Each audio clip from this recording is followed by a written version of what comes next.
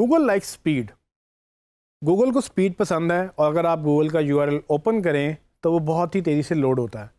ना सिर्फ ये तेज़ी से लोड होने वाला जो वेबसाइट है वो ना सिर्फ गूगल अपनी वेबसाइट रखता है बल्कि वो लोगों से भी कहता है, यानी कि यूज़र्स से कहता है कि वो भी जितनी वेबसाइट्स हैं वो उनके यूज़र्स को भी तेज़ी से लोड होती हुई मिलें। तो इसी वजह से गूगल ने स्पीड को एक रैंकिंग फैक्टर बना दिया। रैंकिंग फैक्टर से मुराद कि गूगल अब स्पीड को मेजर करता है कि कितनी देर में कौन सी वेबसाइट लोड हो रही है, और अगर वो लेट लोड हो रही है तो गूगल आपको पेनल्टी भी डालता है।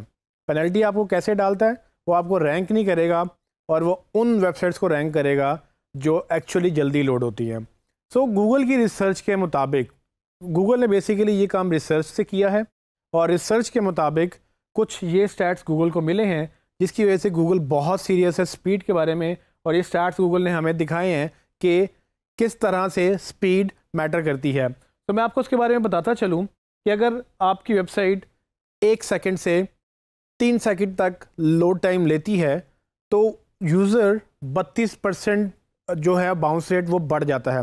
बाउंस रेट का मतलब ये है कि आपकी वेबसाइट से अगर कोई विज़िट करे और वो विज़िट करते हुए उसी पेज से छोड़ जाए, उसको बाउंस रेट कहते हैं। तो आपकी वेबसाइट पे कोई भी कहीं से भी आए और आपके लैंडिंग पेज पे लैंड करे, लैंडिंग पेज से मुराद जिस पेज पे वो लैंड कर रहा है वो कोई भी पेज हो सकता है, होम पेज भी हो सकता है, वो इनर पेज भी हो सकता है। उस पर आते ही वो उसको एग्जिट कर जाए, उधर से ही बंद कर दे। गूगल इसको बाउंस रेट के तौर पे जानता है और बाउंस रेट ज़्यादा होने का मतलब ये है कि आपके लिए नुकसान है। नुकसान इस तरह से गूगल ये समझता है कि मतलब कि हज़ारों लोग अगर उसके सर्च इंजन से क्लिक करके आपकी वेबसाइट पे आते हैं और जैसे ही आपकी वेबसाइट पे आकर वो फ़ौरन छोड़ जाते हैं, उससे क्या होता है कि वो आपकी जो बाउंस रेट को कैलकुलेट करता है और वो देखता है कि शायद गलत लोग वेबसाइट पे आ रहे थे इसलिए उनको कुछ मिला नहीं और वो छोड़ के चले गए, या शायद लोग अगर सही थे तो पेज पे कंटेंट गलत था तो इसलिए वो छोड़ के चले गए। ये बाउंस रेट बहुत ही डेंजरस हो सकता है। अगर आपने रिटेंशन बढ़ानी है तो आपको बाउंस रेट कम करना होता है। स्पीड एक बहुत इंपॉर्टेंट पार्ट है। तो गूगल की रिसर्च के मुताबिक अगर आपका लोडिंग स्पीड जो है पेज की वो अगर 1 सेकंड से 3 सेकंड पे चली जाती है तो आप तकरीबन 32% बाउंस रेट इंक्रीज़ करते हैं। इसी तरह से अगर आपका लोडिंग स्पीड जो है वो 1 सेकंड से 5 सेकंड पे चली जाती है तो 90% बाउंस रेट इंक्रीज़ हो जाता है। इसी तरह से अगर आप 6 सेकंड पे जाते हैं तो 106% इंक्रीज़ होता है, और इसी तरह से अगर आप 10% अगर आपका लोडिंग टाइम बढ़ जाए उस पेज का तो वो 123% आपका बाउंस रेट बढ़ जाता है। सो ट्रेनिस, जैसे कि आपने देखा कि गूगल खुद रिसर्च के साथ ये साबित करता है कि जैसे जैसे पेज का लोड टाइम बढ़ता है वैसे वैसे आपका बाउंस रेट बढ़ता है। बाउंस रेट का मतलब ये है कि आपकी वेबसाइट पे लोग आने वाले आपको छोड़ के जा रहे हैं। सबसे ज़्यादा इम्पोर्टेंट जो स्पीड में फैक्टर है वो इमेजेस की वजह से होता है, क्योंकि आपका टेक्स्ट तो बहुत जल्दी लोड हो जाता है, उसके अलावा इमेजेस होते हैं जो सबसे ज़्यादा स्पेस लेते हैं। इमेजेस के बाद आपके स्क्रिप्ट्स हैं और आपकी दूसरी कोडिंग भी इन्वॉल्व होती है, लेकिन उसकी बात हम बाद में करेंगे। अभी हम इस टॉपिक में इमेजेस की बात कर रहे हैं और इमेजेस बहुत ज़्यादा स्पेस ले सकते हैं। सो होता क्या है, जब आप पिक्चर खींचते हैं अपने मोबाइल फ़ोन से या DSLR कैमरा से, लोग उसको वैसे ही अपलोड कर देते हैं। वैसे ही अपलोड करने का नुकसान क्या होता है? आप जब 10 मेगापिक्सल, 5 मेगापिक्सल, 12 मेगापिक्सल या ये मेगापिक्सल के कैमरा यूज़ करते हैं और वो तस्वीरें खींचते हैं तो होता क्या है कि आपके उस कैमरे की तस्वीरें बहुत बड़ी होती हैं। वो बहुत बड़ी होने से मुराद कि वो प्रिंट रेडी होती हैं कि आप उनको प्रिंट करा सकते हैं और वो अच्छी क्वालिटी में प्रिंट हो सकती हैं। प्रॉब्लम ये है कि हमें प्रिंट रेडी वेबसाइट जो इमेजेस हैं वो हमें वेबसाइट के ऊपर नहीं चाहिए होते हैं। हमारी स्क्रीन की रेजोल्यूशन लिमिटेड हैं और इन स्क्रीन की रेजोल्यूशंस तकरीबन कुछ आपके सामने, जैसे कि आप देख सकते हैं कि HD रेजोल्यूशन भी 1920x1080p होती है। अगर आप HD के नाम से वाकिफ़ हैं तो आप TV HD लेते हैं, आप स्क्रीन HD लेते हैं या आपके लैपटॉप की स्क्रीन HD होती है। उसका मतलब ये है कि मैक्सिमम रेजोल्यूशन उसकी 1920x1080p है। ये पिक्सल जो रेजोल्यूशन है बेसिकली इमेज इससे बड़ा होगा तो भी इतना ही नज़र आएगा। बड़ा होने से नुकसान क्या होगा कि वो आप बड़ा अपलोड कर तो देंगे, वो आप 4000 10,000 भी अपलोड कर सकते हैं, लेकिन जब वो स्क्रीन पर लोड होगा तो वो इसी रेजोल्यूशन में नज़र आएगा। तो हम इस रेजोल्यूशन से बड़ा इमेज क्यों अपलोड करें जब हमारे यूज़र ने देखना ही छोटा इमेज है? क्योंकि अगर वो बड़ा इमेज लोड होगा, टाइम वो उतना ही लेगा जितनी वो फाइल का साइज़ था। वो कभी 10 MB होता है, कभी 20 MB भी चला जाता है, डिपेंडिंग उनके इमेज कितना बड़ा है। गूगल की रिकमेंडेशन के मुताबिक आपके इमेज का साइज़ 100 KB से कम होना चाहिए।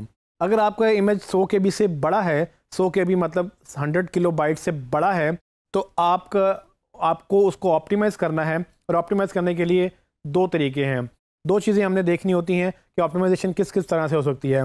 पहली चीज़ इमेज की डायमेंशंस और दूसरी चीज़ इमेज की क्वालिटी जिसको आप कंप्रेस कर सकते हैं। तो ये दो चीज़ें टेक्निकली यूज़ होती हैं ऑप्टिमाइज़ करने के लिए, और मैं आपको बताता हूँ कि ये कैसे होती हैं। फॉर एग्ज़ाम्पल मैं इस इमेज की बात करता हूँ। ये मैंने एक तस्वीर खींची अपने मोबाइल से या अपने कैमरा से, और तकरीबन इसका साइज़ जो था जब मैंने वो देखा तो ये तकरीबन 14 MB का साइज़ था। अब इस 14 MB की फ़ाइल को मैं जब प्रिंट करवाने लेके जाऊँगा तो ये बहुत बड़ी फ़ाइल जो है इसका साइज़ वो होगा और ये प्रिंट में बड़ी अच्छी आएगी। लेकिन मैंने इसको वेबसाइट पे अपलोड करना है और इसकी रेजोल्यूशन जो आप देख सकते हैं वो तकरीबन 4000 और 4000 × 3000 यानी कि 4000 और 3000 डायमेंशंस हैं इसकी विड्थ और हाइट में। मुझे इतनी बड़ी डायमेंशंस नहीं चाहिए।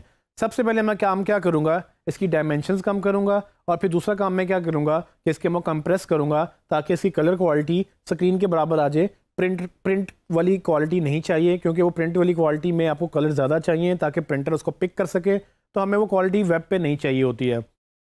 सो मैं एक टूल यूज़ करूँगा जिसका नाम फ़ोटोशॉप है। आपने इसका नाम सुना होगा, लेकिन घबराइए नहीं अगर आप इसको नहीं आता।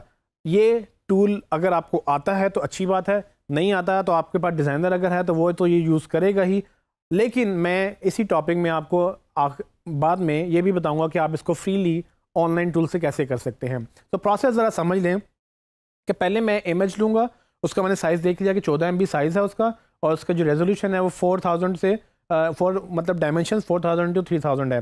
मैं फ़ोटोशॉप में जाऊँगा, उस इमेज को ओपन करूँगा, उसकी रेजोल्यूशन में रीसाइज़ कर दूँगा, जैसे कि 1600 × 800 KB, मतलब 1600 × 800 पिक्सल्स, जो कि मेरी रिक्वायर्ड साइज़ है। और मैं चाहूँगा कि जब मैं वेबसाइट पे डालूँ तो इससे बड़ा इमेज नहीं होना चाहिए, क्योंकि इससे बड़ा मुझे इमेज चाहिए नहीं। जब आप इसको रीसाइज़ करेंगे, इसकी डायमेंशंस कम करेंगे, तो क्या होगा कि आपका इमेज ऑटोमेटिकली छोटा हो जाएगा। वो एक्स्ट्रा स्पेस जो है वो ले रहा था वो कम हो जाएगी, उसकी वजह से उसका साइज़ भी छोटा हो जाएगा। एक तरीके से साइज़ तो कम हुआ, लेकिन बाद में मुझे जो फ़ोटोशॉप ये ऑप्शन देता है कि वो पूछता है सेव करते हुए कि आपने ये सेव किसके लिए करना है। अगर आपने ये सेव वेब के लिए करना है तो उसको कंप्रेस करता है और वो वेब रेडी इमेजेस देता है, जिसका मतलब ये है कि मैं उसको वेबसाइट पे अपलोड कर सकता हूँ। और उसमें सारी एक्स्ट्रा चीज़ें उसने कंप्रेस कर दी हैं ताकि वो उतना ही इमेज चाहिए, जितना इमेज हमें चाहिए उतना ही उसको वो एक्सपोर्ट करे, और उसको जब हम अपलोड करें तो वो कम से कम साइज़ हो उसका। लेकिन अगर वो आप वेब रेडी नहीं करेंगे तो आप किसी और फॉर्मेट में या आप प्रिंट रेडी इमेजेस एक्सपोर्ट करेंगे फ़ोटोशॉप से, तो हमारा वही मसला दोबारा से आएगा कि वो साइज़ बड़ा होगा। सो मैं इसको वेब रेडी करके इसको एक्सपोर्ट करूँगा, तो कुछ इस तरह से मेरे पास एक डिफरेंट डायमेंशंस, एक डिफरेंट जो है ना साइज़ के साथ इमेज आ जाएगा। अब ये कदरे छोटा होगा उस इमेज से जो पहले हमने यूज़ किया था। इसके लिए आप कुछ टूल यूज़ कर सकते हैं जो मैं आखिर में जाके आपको बताऊँगा। लेकिन इससे पहले मैं आपको ये बताऊंगा कि इमेज का साइज़ और डायमेंशन कम करने के अलावा इमेज का रिस्पॉन्सिव होना भी ज़रूरी है। रिस्पॉन्सिवनेस से क्या मुराद है? अगर आप किसी वेबसाइट को विज़िट करें तो आपको कुछ इस तरह से वो उसका डिस्प्ले जो है वो डिफरेंट स्क्रीन पे डिफरेंट नज़र आता होगा। सो आप जिस दुनिया में हम रह रहे हैं आज के दौर में, सबके पास मोबाइल हैं और सबके पास डिफरेंट लैपटॉप हैं, डिफरेंट स्क्रीन्स हैं, इवन कि टीवीज़ पे भी लोग अब कंप्यूटर यूज़ कर लेते हैं। सो आपकी वेबसाइट किस स्क्रीन पे किस तरह से नज़र आ रही है, इसको रिस्पॉन्सिवनेस बोलते हैं। रिस्पॉन्सिवनेस का मतलब कि आपकी वेबसाइट उस स्क्रीन के साइज़ को किस तरह से रिस्पॉन्ड कर रही है। अगर वो स्क्रीन का साइज़ छोटा है, जैसे कि मोबाइलों में छोटी स्क्रीन होती हैं, तो आपकी वेबसाइट वहाँ कैसे नज़र आ रही है, टेबलेट पे कैसे नज़र आ रही है, डेस्कटॉप पे कैसे नज़र आ रही है, और अगर आप टीवी पे भी खोलें तो वो कैसी नज़र आएगी। तो एक इमेज इस तरह से वेबसाइट पे लगना चाहिए कि वो रिस्पॉन्सिवनेस को केटर कर सके, वो रिस्पॉन्सिवनेस फ्रेंडली होना चाहिए। अगर आप इमेज लगाएं छोटी स्क्रीन पे वो कट जाए, वो रिड्यूस ना हो, उसका साइज़ बैलेंस आउट ना हो, तो इमेज बुरा लगेगा। सो ये दो चीज़ें आपने ध्यान में रखनी है, एक उसका साइज़ और एक उसकी रिस्पॉन्सिवनेस, ये दोनों आपने बेहतर करनी है। साइज़ के लिए हमें दो चीज़ें फर्दर देखनी होती हैं, जिसमें हम उसकी डायमेंशंस देखते हैं कि वो कितनी चाहिए हमें और वो कितनी इमेज की डायमेंशंस हैं, उसको हम छोटा करते हैं और उसके बाद हम उसका कंप्रेशन देखते हैं कि हमें कितनी क्वालिटी में वो चाहिए, उस कंप्रेशन को हम कम करते हैं। मैं भी आपको एक लाइव डेमो दिखाता हूँ जिसमें आप एक फ्री ऑनलाइन वेबसाइट यूज़ करके अपने इमेजेस को छोटा कर सकते हैं, लेकिन इसके लिए बहुत सारी एप्लीकेशन भी अवेलेबल हैं। डिपेंडिंग ऑन कि आप कौन सा सिस्टम यूज़ करते हैं, आपको बहुत सारे टूल्स मिल जाएंगे जो आप डाउनलोड कर सकेंगे। अगर आप नहीं करना चाहते हैं तो आप इस वेबसाइट को भी यूज़ कर सकते हैं। तो आइए देखते हैं कि ये कैसे होता है। जैसे कि आप मेरी वेबसाइट पे देख सकते हैं कि इसमें मैंने एक वेबसाइट ओपन की है resize.net। ये एक वेबसाइट है जिसमें आप फ्रीली अपने इमेजेस को रीसाइज कर सकते हैं, उसको कंप्रेस भी कर सकते हैं। लेकिन अगर आपको लगता है कि आपको और टूल्स चाहिए तो आप सिंपल गूगल में जाएं और इमेज रीसाइजिंग टूल्स आप सर्च कर सकते हैं, या इमेज ऑप्टिमाइजेशन टूल्स भी आप सर्च कर सकते हैं। आपको बेशुमार टूल्स मिल जाएंगे जो आप डाउनलोड कर सकेंगे। लेकिन फ़िलहाल मैं इस टूल को यूज़ करते हुए मैं आपको एक इमेज ऑप्टिमाइज करके दिखाऊंगा। ये इमेज पाकिस्तान के इंडस रिवर के बारे में है। अगर आप मेरी स्क्रीन देख रहे हैं तो इसमें आप जैसे कि देख सकते हैं कि ये एक इमेज है जो बेसिकली पाकिस्तान में एक रिवर का इमेज है, और चूँकि मैंने इसको अपनी वेबसाइट पर लगाना है, मुझे ये अच्छा लग रहा है तो मैंने इसको डाउनलोड किया। अब मैं इसको अपलोड करने से पहले ये देखूँगा कि क्या ये इमेज वेब फ्रेंडली या एसईओ फ्रेंडली है कि नहीं, क्योंकि उसमें मुझे ये देखना है इसका साइज़ क्या है। अगर आप मेरी स्क्रीन के राइट साइड पे देखेंगे तो आपको नज़र आएगा कि ये बेसिकली JPEG इमेज है और इसका जो साइज़ है वो 1.2 MB है। हमने जैसे कि अभी अंडरस्टैंड किया कि इमेज का साइज़ तकरीबन KBs में होना चाहिए, तो जितना आप इसको छोटा कर सकें उतना बेहतर है। और उसके बाद इसकी डायमेंशन अगर आप देखें तो ये डायमेंशन 4000 to 3000 डायमेंशन हैं इसकी, और ये डायमेंशन बेसिकली क्या है कि ये बहुत ज़्यादा हैं मेरी रिक्वायरमेंट से। तो मैं इस इमेज को अपलोड करूँगा उस वेबसाइट के ऊपर, इसको रीसाइज करूँगा और इसको कंप्रेस करूँगा और फिर हम देखेंगे कि इसका क्या साइज़ बनता है। तो मैं वापस आता हूँ वेबसाइट के ऊपर, यहाँ मैं अपलोड इन इमेज पे क्लिक करूँगा और मैं उस इमेज को सिलेक्ट करूँगा और उसको ओपन कर लूँगा।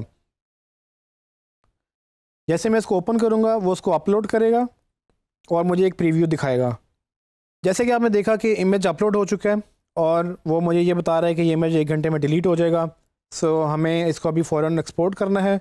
तो आप देखेंगे कि मेरे इमेज का जो साइज़ है उसने इमेज का प्रीव्यू मुझे दिखा दिया है। मैं इस इमेज को क्रॉप नहीं करूँगा। क्रॉप का मतलब ये होता है कि एक्स्ट्रा चीज़ें, एक्स्ट्रा इन्फॉर्मेशन आप काट सकते हैं। तो इमेज मुझे पूरा ऐसे ही चाहिए, मुझे उसको काटना नहीं है, मुझे उसकी सिर्फ डायमेंशंस कम करनी है। तो मैं इस सेकंड ऑप्शन को छोड़ दूँगा और उसके बाद मैं जाऊँगा रोटेट इमेज थर्ड ऑप्शन पे, वो भी मुझे नहीं करना तो मैं उसको भी छोड़ दूँगा। फोर्थ पे वो मुझसे पूछ रहा है कि आपने इसको रीसाइज करना है या नहीं। तो आप देखेंगे कि मेरी रेजोल्यूशन जो थी 4128 इंटू 3096, ये वही रेजोल्यूशन है जो आपने मेरी स्क्रीन पर देखी थी पहले, जो अब मुझे डेस्कटॉप पे नज़र आ रही थी। अब मुझे इस रेजोल्यूशन को छोटा करना है, जो कि मेरी वेबसाइट से रिलेटेड, मेरी वेबसाइट पे अपलोड होने से मतलब जो भी मेरी वेबसाइट की रेजोल्यूशन है मैं उसको उतना करना चाहूँगा। सो आपने क्या करना है, यहाँ पर अपनी वेबसाइट की विड्थ बतानी है कि कितनी विड्थ आपको चाहिए। तो फॉर एग्ज़ाम्पल अगर मेरी वेबसाइट 1200 पिक्सल वाइड है तो मुझे 1200 चाहिए, मुझे उससे ज़्यादा विड्थ नहीं चाहिए। तो अगर आप इसकी विड्थ चेंज करेंगे और हाइट चेंज नहीं करेंगे तो इमेज वो ख़राब हो जाएगा। इसको मेक श्योर करने के लिए कि जैसे ही आप विड्थ चेंज करें आप जो है वो हाइट ऑटोमेटिकली चेंज हो जाए, उसके लिए आप एक कीप एस्पेक्ट रेशो का ये चेक मार्क चेक रखेंगे। इससे होगा ये कि जैसे ही आप इसको चेंज करेंगे उसके मुताबिक ऑटोमेटिकली वो भी कम या ज़्यादा होगा। तो अभी ट्राई करते हैं कि मुझे 4000 की जगह मुझे 1200 इसकी रेजोल्यूशन चाहिए। तो आप देखेंगे कि मैं 100% से 29% तक आ गया हूँ। ये एक्स्ट्रा इमेज का साइज़ जो था वो ख़त्म हो जाएगा। अब इमेज 4000 पिक्सल से कम होकर 1200 पिक्सल रह जाएगा और उसके साथ ही मेरी जो हाइट है वो भी कम हो गई है। सो विड्थ और हाइट मैंने एडजस्ट करनी है। आप इसको कस्टम भी कर सकते हैं, लेकिन मैं एडवाइस करूँगा कि आप एस्पेक्ट रेशो रखें और एक विड्थ चेंज करें ताकि हाइट ऑटोमेटिकली चेंज हो जाए। उसके नीचे मुझे इसमें कुछ एक्स्ट्रा वो फैक्ट्स नहीं चाहिए।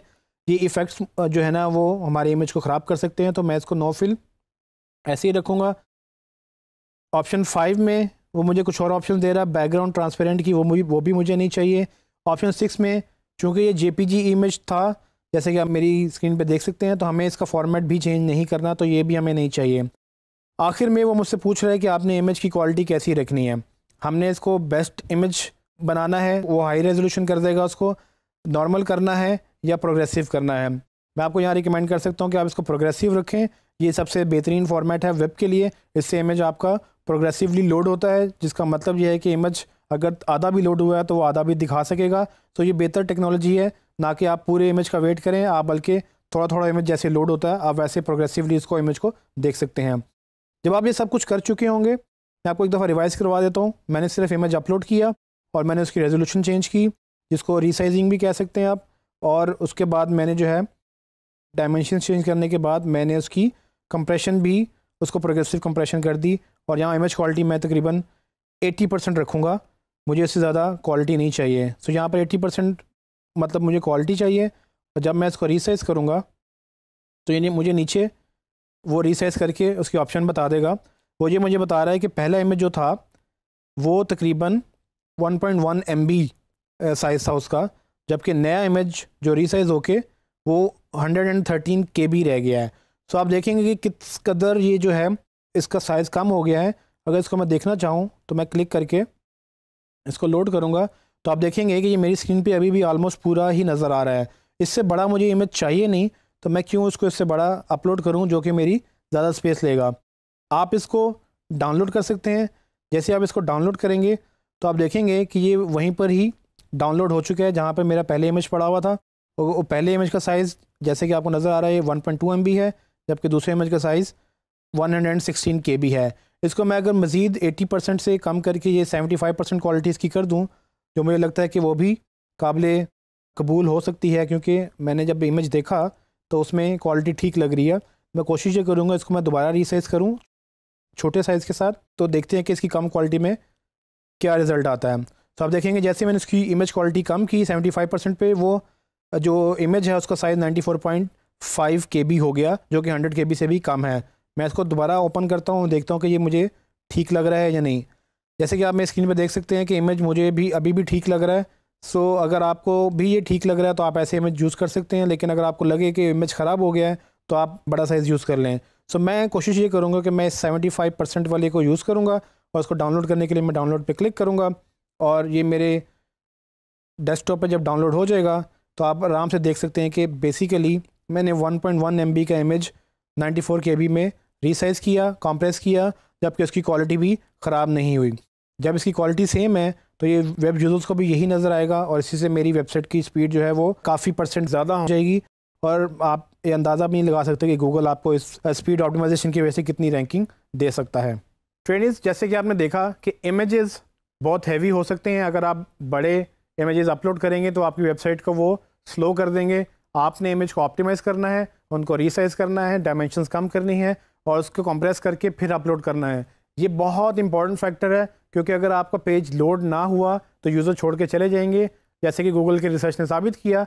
और ना सिर्फ यूज़र छोड़ के जाएंगे बल्कि गूगल आपको SEO में रैंकिंग भी नहीं देगा। और हम SEO का कोर्स सिर्फ इसीलिए पढ़ रहे हैं कि हमने एक्चुअली रैंकिंग लेनी है। सो ये बहुत बड़ा डिज़ास्टर है जो बहुत सारे लोग करते हैं। आपको इसको अवॉइड करना है और आपको प्रॉपर अपने सारे इमेजेस को कंप्रेस करके उसकी डायमेंशंस उतनी बना के जितनी आपको चाहिए फिर अपलोड करना है, ताकि आपकी स्पीड वेबसाइट की बेहतर हो जाए।